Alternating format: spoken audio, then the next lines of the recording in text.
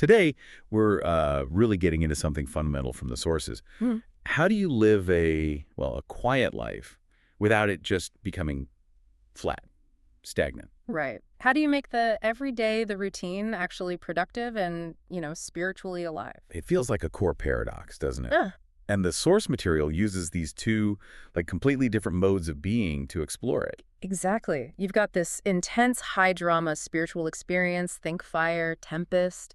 And then you have the calm, almost domestic routine, the quiet waters. And the text set this up brilliantly, moving from Vayera, all angels and major trials, pure intensity straight into Vayera. Yeah, which is on the surface much quieter. Right. Buying property, arranging a marriage, very normal stuff. But the key idea, the really fascinating part, is that these two worlds, the fire and the water, they aren't just sequential. No, not at all. They actually enable each other. The sources suggest you can't just, skip the intense part and expect the quiet part to work properly. The stakes are actually quite high if you try. Okay, so what's the risk then?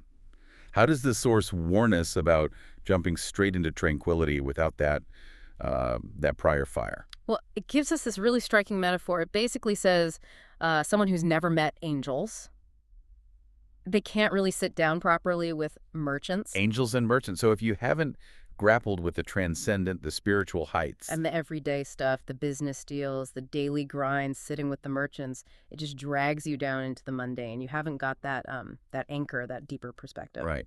Okay, so let's unpack that. This foundational requirement, meaningful quiet, needs to be built on something bigger, something intense that came before. Precisely. Prior spiritual heights, real self-devotion. Without that exposure to a world that's, let's say, spiritually electrifying, Yeah. the quiet life isn't contentment. It's just, well, emptiness, stagnation. And Abraham is the model here, isn't he? He is. His ability to handle the Chayei Sarah stuff, buying the field, finding a wife for Isaac, these very grounded actions, it all hinges on what came before. Specifically, the Akeidah, that ultimate test of faith, that intense fire. Yes.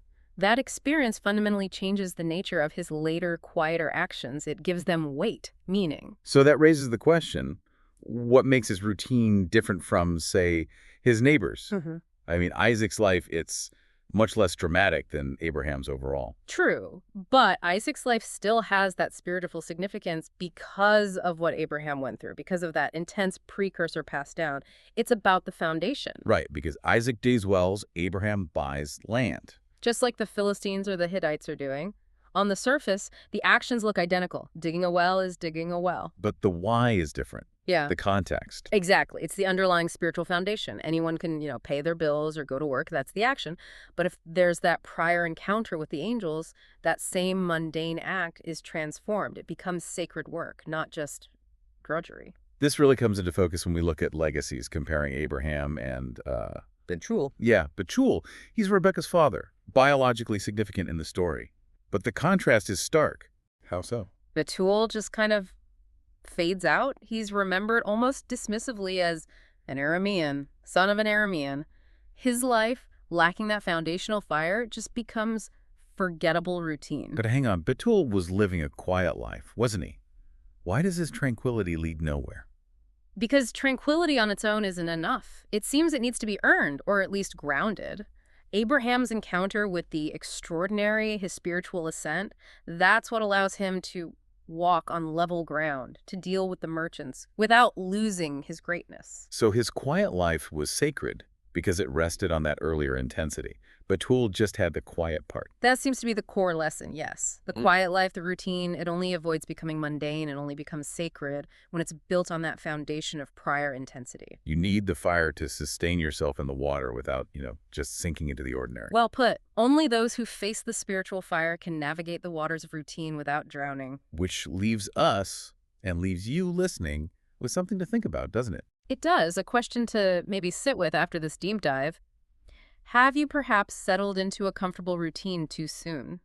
Chosen tranquility before really experiencing the kind of fire and tempest that gives that quiet life its depth? Or maybe the opposite. Are you stuck in a state of constant intensity, always chasing the fire because you're afraid that settling down, embracing the routine, would mean losing your spiritual edge entirely? Yeah, finding that balance, building one upon the other, that's the challenge, something to definitely chew on.